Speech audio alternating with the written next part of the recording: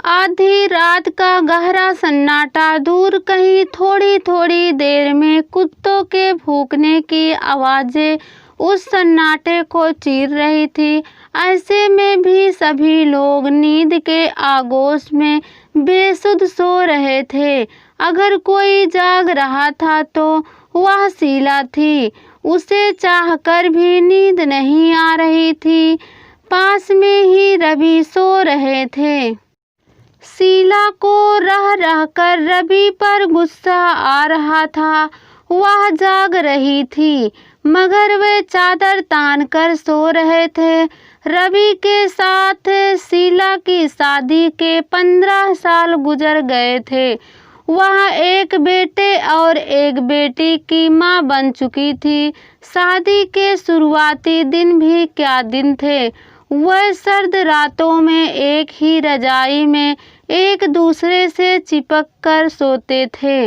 ना किसी का डर था, ना कोई कहने वाला। सच उस समय तो नौजवान दिलों में खिंचाव हुआ करता था। शीला ने तब रवि के बारे में सुना था कि जब वे कुंवारे थे तब आधी आधी रात तक दोस्तों के साथ गपशप किया करते थे। तब रवि की माँ हर रोज दरवाजा खोलकर डांटते हुए कहती थी, रोज रोज देर से आकर सोने भी नहीं देता। अब शादी कर ले, फिर तेरी घरवाली ही दरवाजा खोलेगी। रवि जवाब देने के बजाय हंसकर माँ को चिढ़ाया करते थे। जैसे ही रवि के साथ शीला की शादी हुई, दोस्तों से दोस्ती टूट गई। जैसे ही रात होती रवि चले आते उसके पास और उसके शरीर के गुलाम बन जाते। भौरे की तरह उस पर टूट पड़ते। उन दिनों वह भी तो फूल थी, मगर शादी के साल भर बाद जब बेटा हो गया तब खिंचाव कम जरूर पड़ गया। धीरे धीरे शरीर का यह खिंचाव खत्म तो नहीं हुआ, मगर मन में एक अजीब सा डर समाया रहता था कि कहीं पास सोए बच्चे जाग ना जाए। बच्चे जब बड़े हो गए तब वह अपनी दादी के पास सोने लगे। अब भी बच्चे दादी के पास ही सो रहे हैं। फिर भी रवि का शीला के प्रति वह खिंचाव नहीं रहा जो पहले हुआ करता था। माना कि रवि उम्र के ढलते पायदान पर है, लेकिन आदमी की उम्र जब 40 साल की हो जाती है तो वह बूढ़ा तो नहीं कहलाता है। बिस्तर पर पड़े पड़े शीला सोच रही थी, इस रात में हम दोनों के बीच में कोई भी तो नहीं है, फिर भी इनकी तरफ से हलचल क्यों नहीं होती। मैं बिस्तर पर लेटे लेटी छटपटा रही हूँ, मगर ये जनाब तो मेरी इच्छा को समझ ही नहीं पा रहे हैं। उन दिनों जब मेरी इच्छा नहीं होती थी तब ये जबरदस्ती किया करते थे। आज तो हम पति पत्नी के बीच कोई दीवार नहीं है, फिर भी क्यों नहीं पास आते हैं। शीला ने सुन ही नहीं रहा है, बल्कि ऐसे भी तमाम उदाहरण देखे हैं कि जिस आदमी से औरत की ख्वाहिश पूरी नहीं होती है तब वह औरत दूसरे मर्द के ऊपर डोरे डालती है और अपने खूबसूरत अंगों से उन्हें पिघला देती है। फिर रवि के भीतर का मर्द क्यों मर गया है, मगर शीला भी उनके पास जाने की हिम्मत क्यों नहीं कर पा रही है। वह क्यों उनकी चादर में घुस नहीं जाती है। उनके बीच ऐसा कौन सा पर्दा है जिसके पार वह नहीं जा सकती है। तभी शीला ने कुछ ठाना और वह रवि की चादर में जबरदस्ती घुस गई। थोड़ी देर में उसे गर्माहट जरूर आ गई, मगर रवि अभी भी बेफिक्र होकर सो रहे थे। वह इतनी गहरी नींद में है कि कोई चिंता ही नहीं। शीला ने धीरे से रवि को हिलाया। अधकचरी नींद में रवि बोले, शीला प्लीज सोने दो, मुझे नींद नहीं आ रही है। शीला शिकायत करते हुए बोली, मुझे तो सोने दो, तुम सोने की कोशिश करो, नींद आ जाएगी तुम्हें।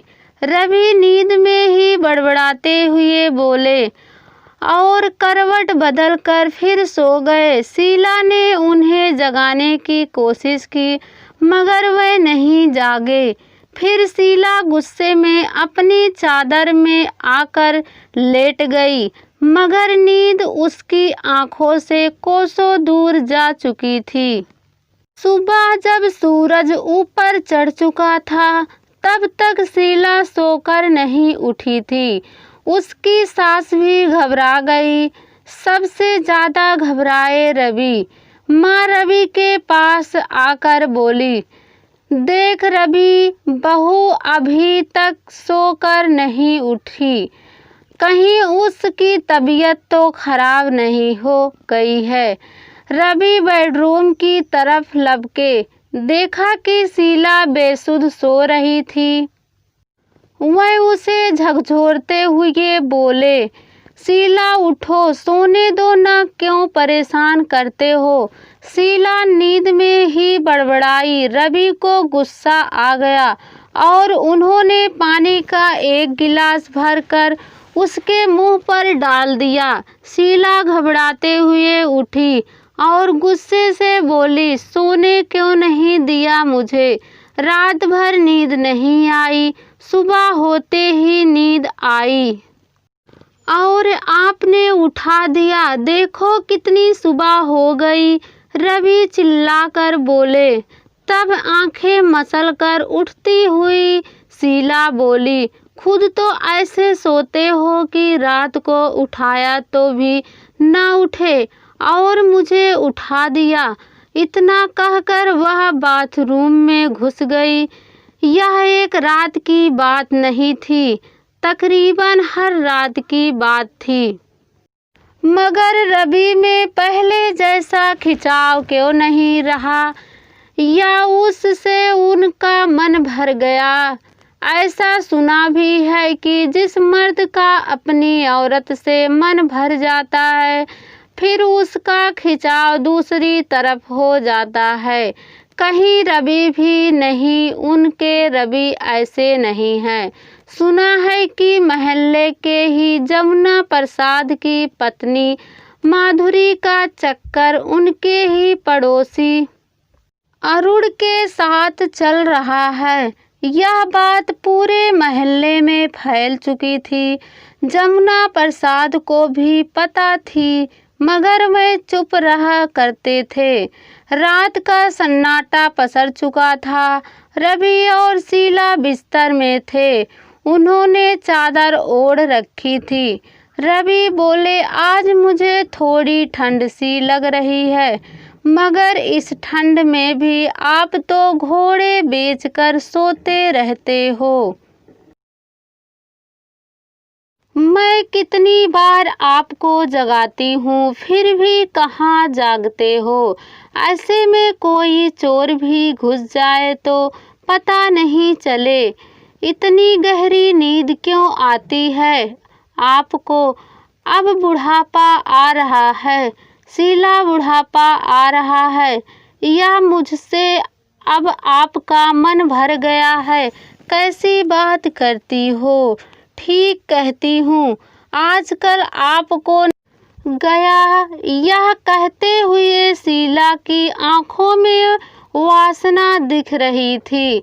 रवि जवाब ना देकर शीला का मुंह ताकते रहे। शीला बोली, ऐसे क्या देख रहे हो, कभी देखा नहीं है क्या। अरे जब से शादी हुई है तब से देख रहा हूँ मगर आज मेरी शीला कुछ अलग ही दिख रही है। शरारत करते हुए रवि बोले, कैसी दिख रही हूँ।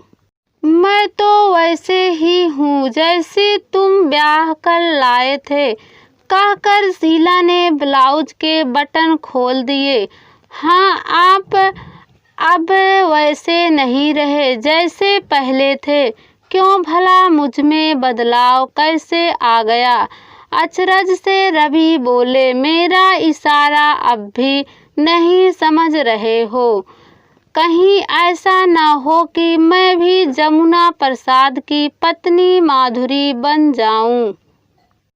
अरे शीला, जमुना प्रसाद तो ढीले हैं, मगर मैं नहीं हूँ, कहकर रवि ने शीला को अपनी बाहों में भरकर उसके कई चुम्बन ले लिए।